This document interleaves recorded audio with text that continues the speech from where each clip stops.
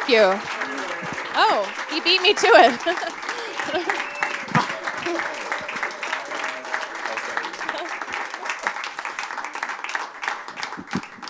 He beat me to it, but please welcome André Holland. Thank you. I know you wanted applause twice, so you got it, so it's fine. Yeah, because they understand, right? Do you guys like the Knick? It's amazing, isn't it? I cannot geek out enough about this show and just still amazed that it exists and on Cinemax of all places, which is really cool. So before we talk about that incredible role in the show, I'd love to know how did you first get exposed to acting? Well, good evening, everybody. Thank you guys for having me. And thanks for watching the show. So polite. Well, not always the case. It's so sweet. So I'm from Alabama, hence the politeness probably. Yeah, I was going to say, yeah. And I first got exposed to my mother started me when I was quite young in like some drama classes and some dancing and singing classes, mainly as a way to keep me out of trouble, I think. The neighborhood I grew up in was a little rough and tumble, and so she sent me across town to do this as kind of a distraction. Was she someone who was in the arts? Or? Not at all. My mother worked at U.S. Steel in Birmingham, Alabama. She retired just recently after 36 years. Wow. So hard-working woman, and I wouldn't take nothing for her. So that's how I got started. And then in high school, I did a bit more of it. And then when it came time to graduate, I had been a good student, but not a great student. And so I didn't really know what I wanted to do. But I had a drama teacher who said, well, what's your plan? I said, I really don't know. He said, well, have you thought about pursuing acting as a career or, studying it? And I said, man, I didn't know you could do that, to tell you the truth. And he said, well, I went to Florida State, and they have a good program. I think you should check it out. And so I told my mom, and she cranked up the minivan. We drove down there. Walked around. She said, well, what do you think? And I said, I think I like it. She said, well, let's figure out how to make it work. So, yeah. Wow. That's very cool. And what was the first role you played where you knew that you had fallen in love with the craft? I think it was Horatio in Hamlet in school. That was like my first part, like the first thing I played a bunch of spear carriers, but that was the first time, yeah. Everyone has to play a spear carrier now. Yeah, I played a lot of spear carriers those days. and Charles, yeah, I know you know. So that was the first part that I felt like, oh, I think I could do this. And so when you were at Florida State, how embroiled were you in the theater program there? I was very embroiled, especially that first year, because basically I knew my parents could afford to keep me there for about a year. That was going to be about the extent of it. And so I just hustled and took every class I could and begged them to let me into the program. And then I eventually got a scholarship to allow me to stay. So, yeah. And then you ended up at NYU for an MFA. Yeah, I did. So I finished Florida State, and then I moved to London for about a year and a half. And took a job with the Florida State London campus, where I was this sort of, they called it a graduate counselor, but basically my job was to, every semester, organize the cultural calendar for the students who were coming over to study abroad. So 4 to 5 nights a week, I would take them to see whatever play I wanted to see. And exactly. And so, literally, I was in a theater or at some random opera or ballet or something every night. And that really, I think, developed my taste. And then I came back to New York. Actually, then I moved to Paris for a few months and worked with a small theater company there. And then I moved to New York and went to grad school at NYU. Were you predominantly a Shakespeare kind of guy? Or? It's very much a Shakespeare kind of guy. Yeah. Which is kind of weird coming from Alabama. But I've realized that, I think there's some real similarities between. How so? Well, like when I was growing up, I didn't grow up in a household that had a lot of television or certainly not movies. I mean, I didn't see my first movie until I was probably like 13 or 14. Wow. But I grew Friday night at my house was like we walked through the woods to my Aunt Hannah's house and we sit around a fire barrel and listen to old people tell stories, And there's something very similar to that, Shakespearean way of speaking, or that August Wilson way of telling a story. Very similar to the way that I grew up. So hopefully less tragedy too along the way. Yeah. Well, come on, Alabama girl. Or enough to keep you interested. Yeah. And I know a lot of people who pursue MFAs. There's always the joke of sort of what is the value of this degree after you leave school? What did you find were the opportunities that you were afforded after you left NYU? Well, in New York, are there any New York people here? Okay, cool. Cool, yeah.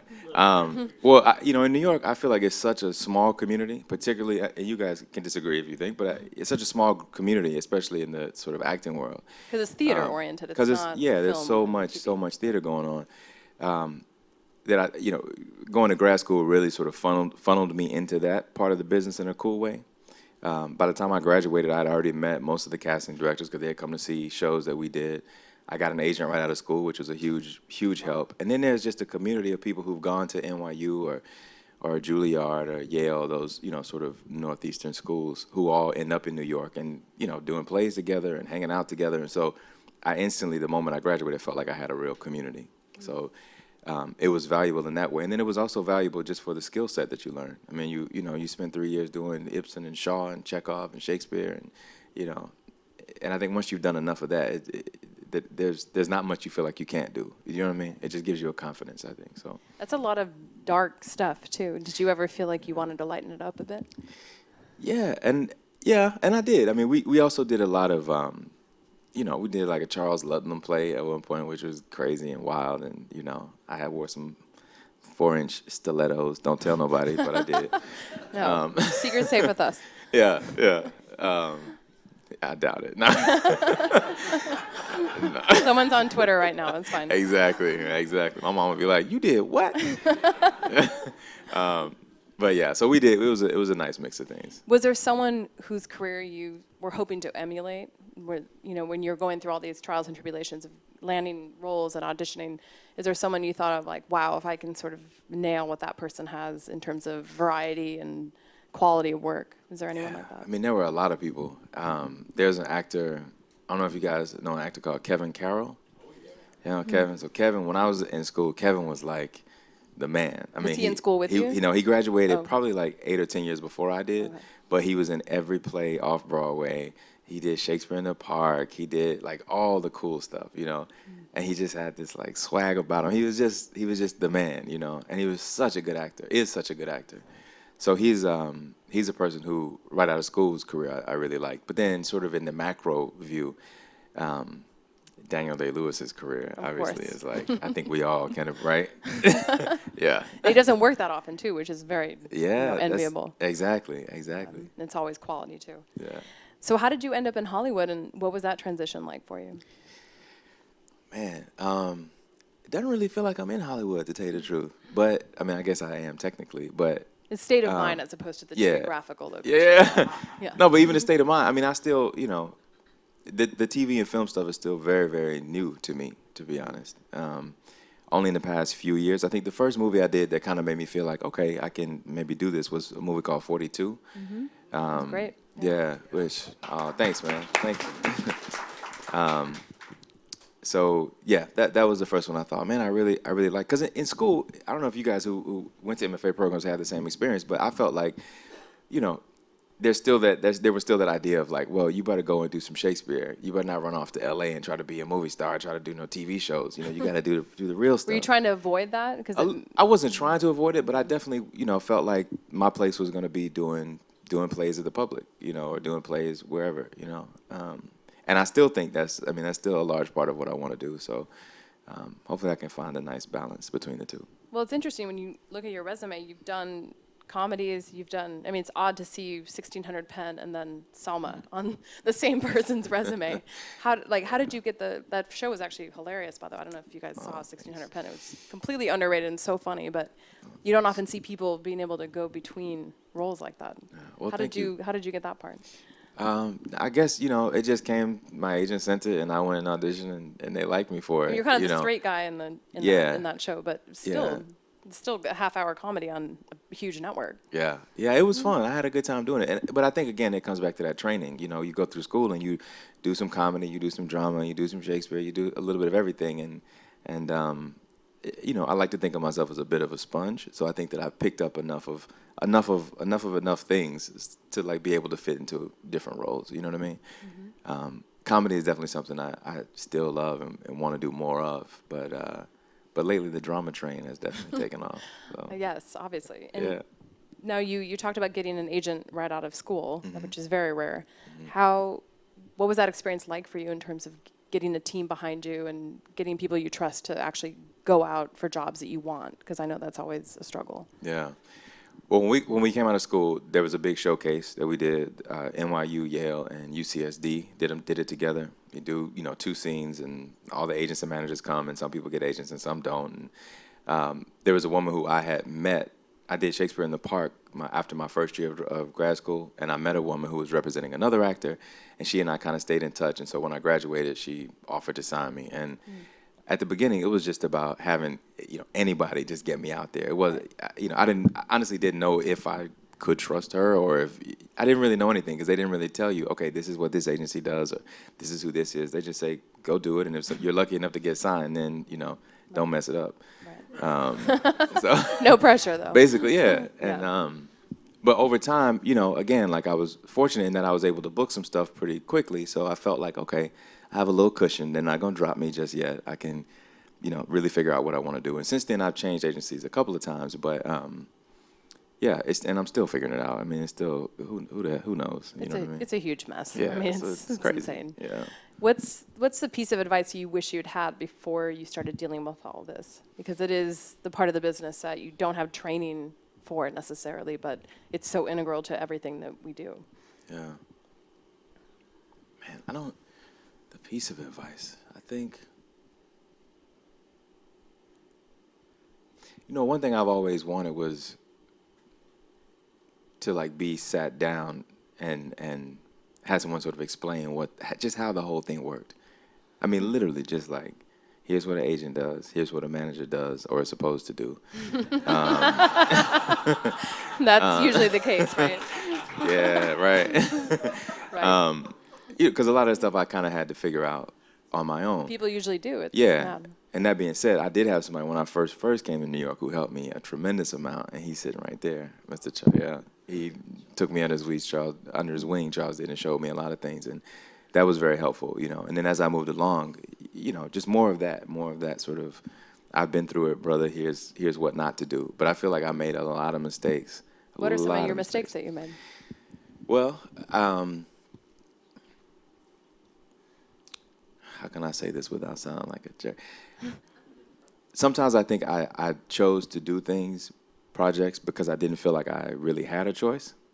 I felt like I had to take it because, my agents had worked hard to get me the appointment, or most of my friends were out of work, and I felt like I had to do it, Felt guilty if you turned Felt it good, down. yeah. And also I got caught up in the excitement of just I want to work. I want to just be in a show.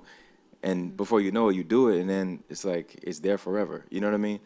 So fortunately, I think I've done some things. Look, I'm proud of everything I've done. Right? For I've learned something from all of it. But there are certainly things I look back on and go, man, I'm a different dude now than I was then. If I had known then what I know now, I wouldn't have gone that route. So I think I wish I had trusted myself a bit more. Trusted that I had. But it's talent. hard to trust yourself when you need a job, right? It is. But yeah, it is really hard. Well, but I still think we have that little thing in us. You know what I'm saying? Yeah. That little thing that just says you can do it. And that that voice is the voice that I wish I had listened to more often, and not been talked out of it by my agents or managers who tell me how few actors are working and how, you know what I mean? Yeah, guilt tripping you essentially. Yeah. Well, I've looked at a lot of IMDb pages, and I saw nothing embarrassing on yours. So Well, thank you. You should celebrate that. Thank you. That is a rarity. And now let's talk about the Knick, and how did you get attached, and what was the audition process like? So I was in Europe at the time doing a play, and I got sent the script and the audition, and they were, of course, we need this now. You have to get this on tape, It's usually how it goes down. Yeah. So I was in a hotel room in Lisbon and trying to figure out how to tape this audition. And so trust me, man, it was rough. It was rough. It's just on your computer sending it. Yeah, that's all I had. All I had was my iPad, and yeah. And so I was in the hotel, man, and I ended up getting the hotel maid. This is getting good now. Man, it was. And let me tell you, first of all, getting her to come to my room with a camera was, But I assume she spoke Portuguese. She right? did. She Okay. did. She spoke a little English, you know. And so we got to the room, and I'm setting the camera up. I'm like, all right, look, this is how it's gonna go. You gonna stand over there and stand close, and you say this, and I'm, you know. And she's like, oh, okay. I try. She'd been through this before. I obviously. clearly, yeah. And we did it. We tried it a couple times, but then when I played it back, it was like it didn't matter what I was doing because all you heard was this woman's accent, you know. It's like it was just, and she was reading it, you know. It was rough. And meanwhile, my, you know, agents are, we need it now. You're gonna miss the opportunity. And so I sat in the lobby of the hotel and just like watched people go by for a couple of hours and trying to listen to how, you know, their accent. And finally, I saw this young couple go by and they were speaking English. And so I grabbed them right away and I was like, "Hey, man, look, I need you guys to come to my room like right now." And that's not weird at all. not at all. No, yeah. And they had just got married. You know, they were on their honeymoon, and you know, the guy was like, "Sorry, mate, what you mean? You want to go?" You know. Anyway, we went to the room, and they were nice enough to help me tape It's the it. best And so, audition story I've ever heard.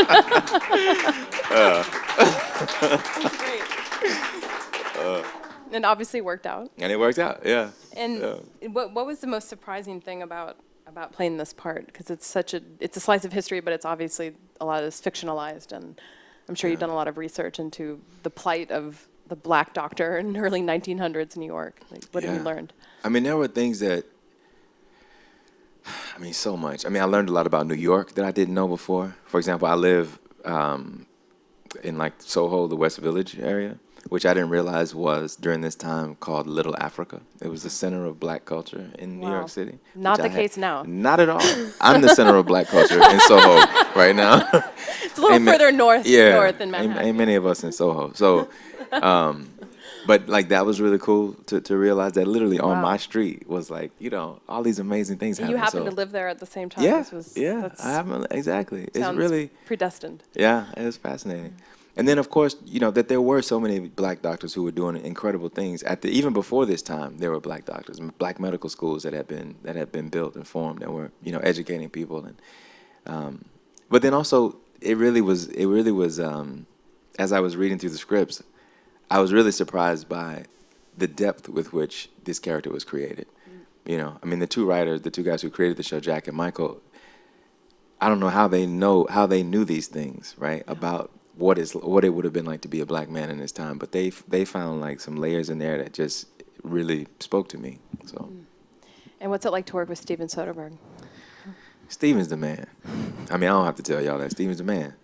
But as actors, since we're talking to actors, I'll tell you, you know, it's terrifying because you know those directors who like you do something and you like pour your heart out and you look to the director like, well, how did I do? He's the kind of guy. It doesn't matter what you do. He turns and walks away. That's it.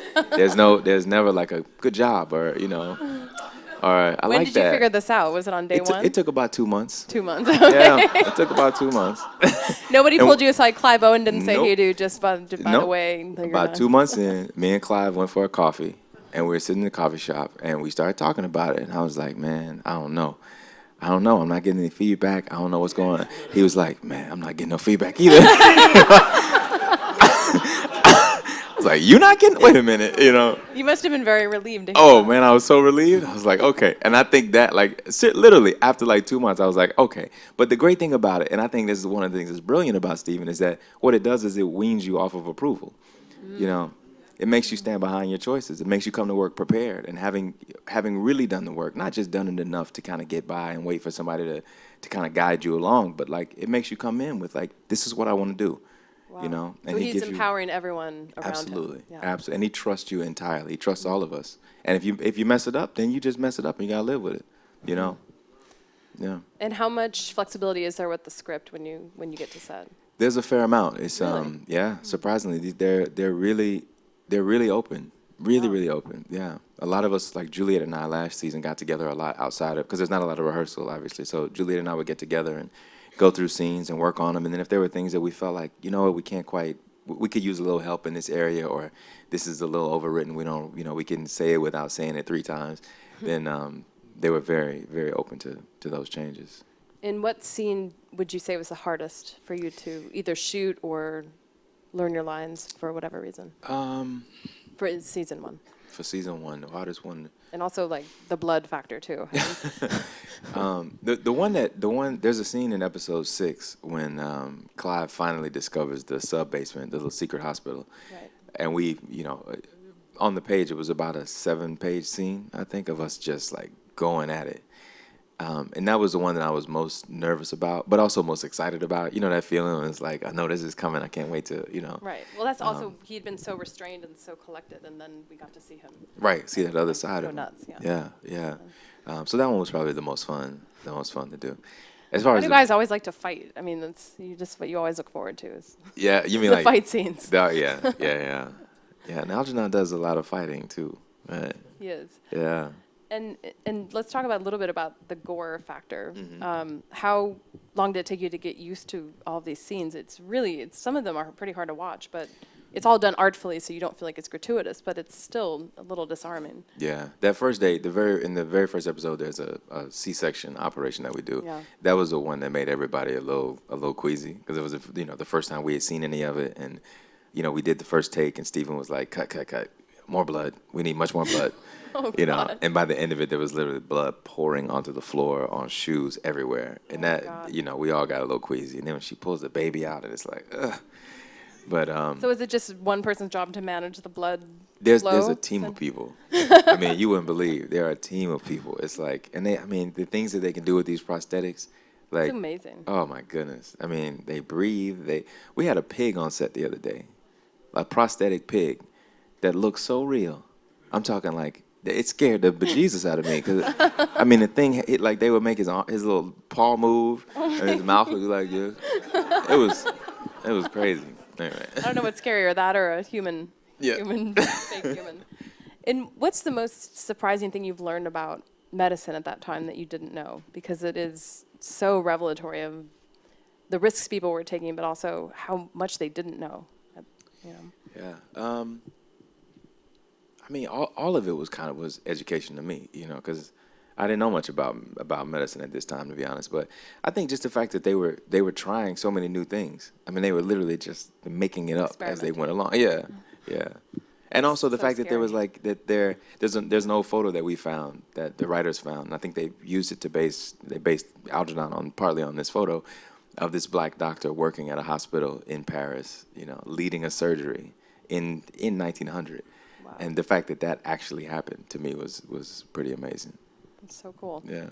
And speaking of history, you also had a role in Selma this year, which was quite lovely. And yeah. Oh, thanks, man.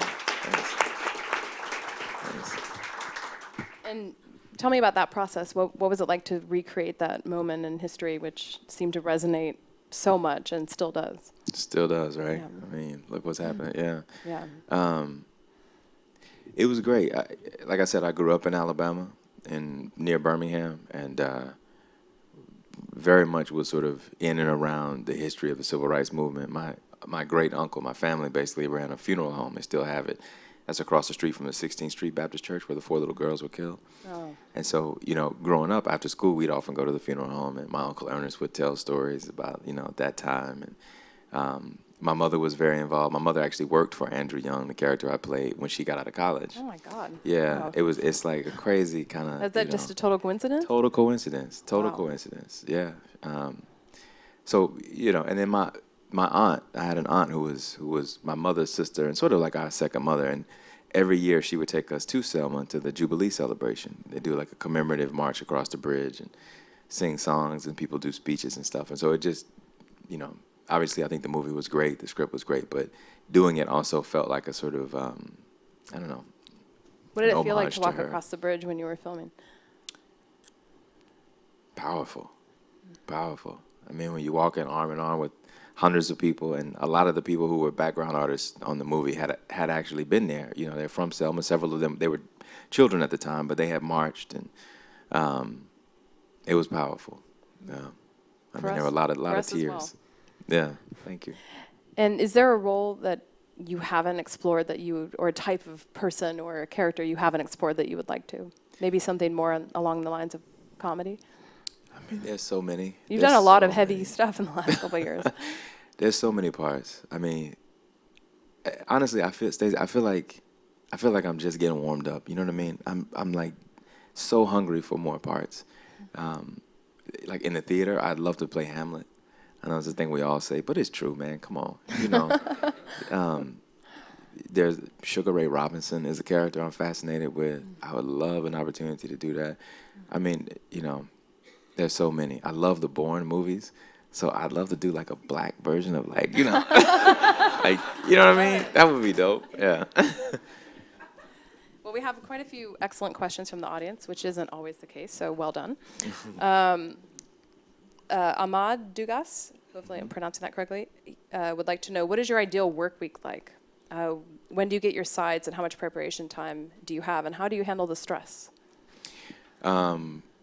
Good question. On this show, we get all 10 episodes up front. So we have, Oh, wow. yeah, we got them all about 3 weeks before we started, which is great and also terrifying. It's very rare. Yeah. Yeah. So what I did to prepare is I made a big board where I just basically put, you know, in episode 1, here are all of my scenes. In episode 2, you know, lined them up on note cards. And then I made my own notes on the back of those cards. And so, you know, we shoot a lot of it out of sequence. So on, you know, Monday morning we might come in and be in episode 8. And then by Monday afternoon we might jump back to episode 2. And then, you know, so having a visual image of where we've been and where we got to go was really helpful. As far as the sides, you know, there are a lot of changes. So I was going to ask, is there a lot? yeah, Okay. there are a lot. Because Steven also is very, you know, if he He's reads, rewriting all the time, right? basically, yeah. I mean, if he reads the scene and thinks that it's overwritten, then he has no problem being like, guys, come here. We gotta, you know. And are Jack and Michael on set? They're on set all Okay. the whole time, yeah, from beginning to end. So you know, the sides change all the time, but so you have to sort of be on your toes and be ready for changes. Ideal work week, I love to work, so I like those weeks when I'm in 5 days, when I'm in every day. On this show, because of the way we shoot, there are a lot of weeks when I'll work 2 days a week or 3 days a week. But I really like the heavy, you know.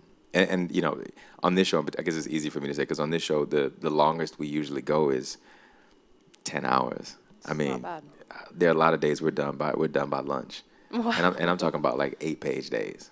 Wow. That's how fast he is, because he doesn't shoot any coverage. He only shoots for what he's going to edit. So Because he's you know, usually editing himself, right? he's editing in the van That on the helps a way lot. home. Yeah, he's like in the back seat of the car cutting it, you know, on the way home. And the next day he comes in, he's like, "Well, here we go. Here's what we did yesterday."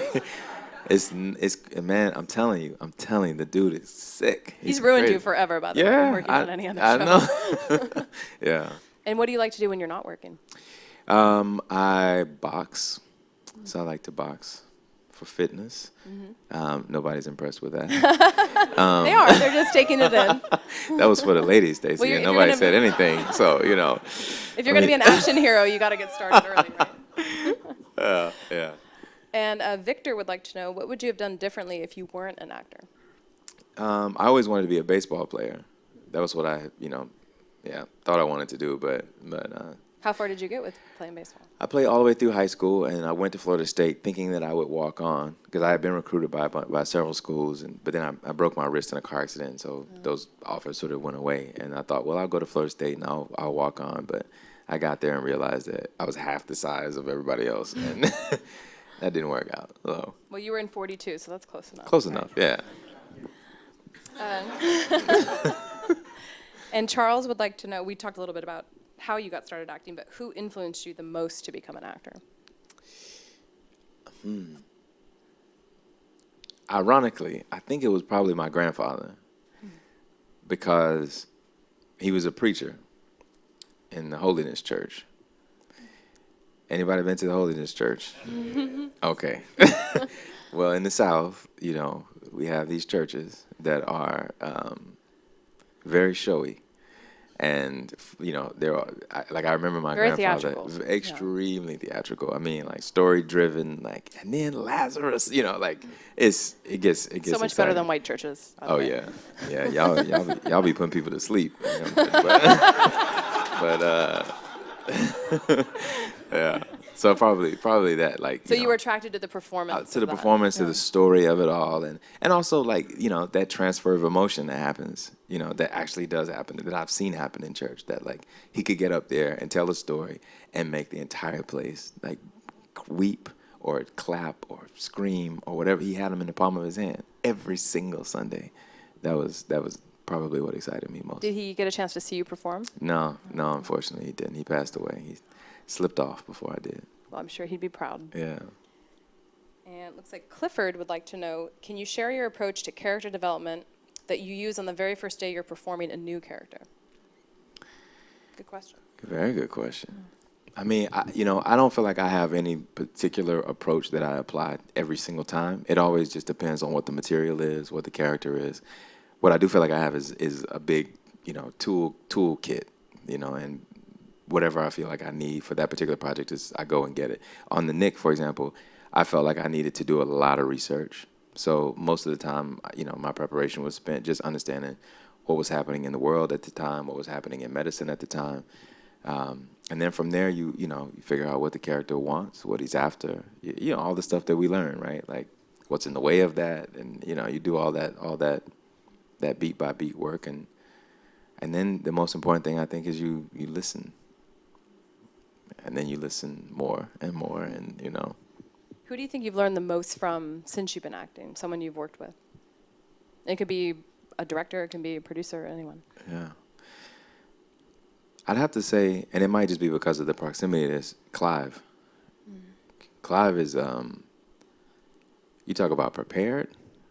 I mean, that brother is prepared. Like, I've never seen him come to work and have the sides in his hand even.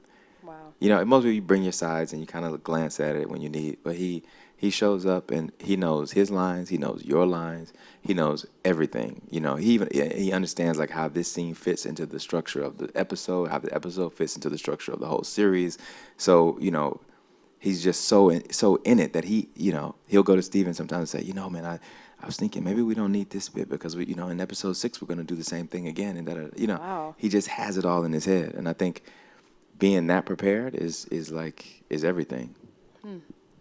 And has there been a moment since you've become more, I guess, familiar to people where you've been recognized or people come up to you, and what do they recognize you for and what do they say to you? It's just kind of started to happen a little bit. In New York, people kind of don't really, They pretend to not care. Yeah, exactly. They do, though. Yeah, but every now and then people have come up and said that they enjoy the show. I'm particularly touched when like young black people come up and say it. Like people who you wouldn't think would be watching a show like this, they come up and they're like, "Man, I really dig that character," And it just makes me feel good because a part of what I want to do with my life is do the kind of work that my people can be proud of, because I think we need as many witnesses, as many positive witnesses out there as we can find. So it's also a piece of history that hadn't really been explored. Yeah, very exactly, much. exactly. And we get enough of the other thing, enough of the that stuff. Yes. So it's The nice other to have stuff, something different. So it's cool if people's like, "Hey, Algernon," But, There aren't a lot of black people named Algernon in the Exactly, world. exactly. And never, like One of the great nerdy names of all time. I know, it's super nerdy, and none of them know my name. They're like, "What? Sorry, man, I don't know it. What's your real name, brother?" It's like it's good. cool, man. I've been called a lot worse things than Algernon. So. And have you had a moment in the last couple of years where you've caught yourself and just thought, I can't believe I'm doing this? Where it's sort of like a pinch me, after years of struggling and working hard, and just think, God, I can't believe I'm here and all my toil has come to fruition. There have been a number of those. The first one that comes to mind was a couple of months ago. We did a screening of Selma at the White House. Okay, that counts, yeah. And I'll never forget it. We were standing around, and this lady comes and she says, "All right, in 5 minutes, I'm going to pull you into the diplomatic reception room where we're going to meet Mr. President." I was like, "Okay." She comes around, she brings us in the room, and she comes 2 minutes until he arrives. 90 seconds. Literally all the way down to. Which is like the role you had on 1600. Basically, exactly. Which is hilarious. And she looks out there, she's like, "And 5." And then she disappears, And around the corner comes the smoothest, coolest brother I have ever seen. How's it going, guys? Just chill. Oh my God. And had he seen the movie at this point? He had seen the movie, and we were all one by one going up to take photos. And when it came my turn, it was terrified, and I just like leaned forward and my feet started moving somehow, And as I'm approaching him, I was, stuck my hand out, and he says, "I gotta tell you." I've really been enjoying the Knick. Really? I was like, I'm sorry, what? It's a great show. It's a great character. You do a great job. We're very proud of you. He just goes on this whole thing, and I was like, eyes getting on water. Yeah, it was good.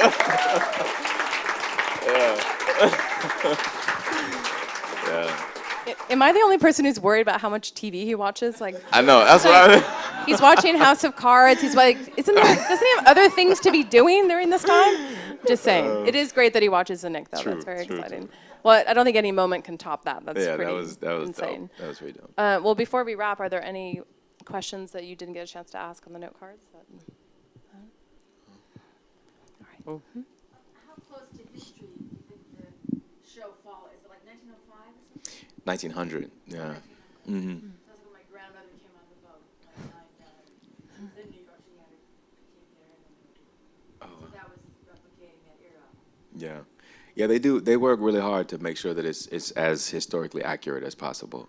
Jack Amell, in particular, one of the writers, creators, is like a history buff, so he's all over it, So they do a pretty good job of making sure it stays factually accurate. And it's the same with the medicine. We have a guy named Stanley Burns, who's a medical historian who makes sure that, we're holding all the instruments right, and that our hands are in the right position, and that everything is exactly as it would have been. And you're screwing up the way they probably did. Exactly. It. Not as precise as they are now. Killing people the right way. And pigs. That's right. As needed.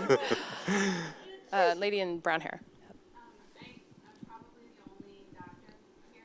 Oh, wow. I wanted to say that I think the show is incredible. I'm an OB-GYN and taken some history of medicine classes, and I think it's extremely accurate. And there's a very large cadre of doctors who are very into the show. So.